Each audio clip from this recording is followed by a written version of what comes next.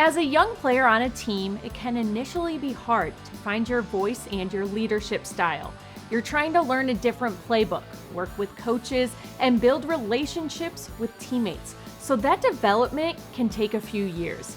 After being named an All-Pro last year, third-year safety Kyle Hamilton is now starting to take ownership of his own leadership role on this team, especially after losing some veteran players on the defensive side of the ball this offseason. Whether that's vocal or actually doing stuff on the field, being vocal on the field, off the field, stuff like that. And that's something that the coaches have challenged me doing this year because I'm still a young guy relatively, but with power comes responsibility. Heavy's the head that wears the crown. I think I've said that before. My mom says it all the time, so it's her fault. But you play well, you're expected to lead a little more, and I think I'm trying to get a little better at that and get used to it.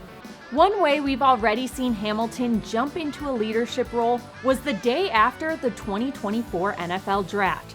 Kyle was boarding a plane from Atlanta to Baltimore and just so happened to be on the same flight as Ravens first-round draft pick Nate Wiggins.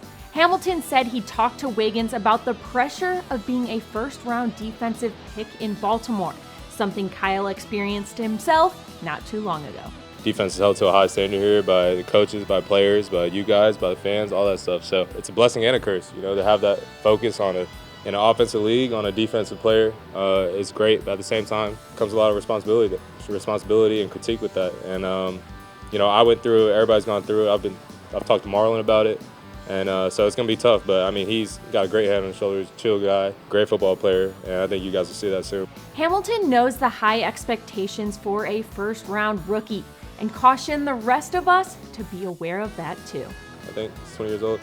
Yeah, that's crazy. He can't even drink yet. So, I mean, if he gives up a bad play, you got to have that in the back of your mind. You can't have a Mike's Hard Lemonade or something like that. That's it for me on Final Drive today. We'll see you again tomorrow.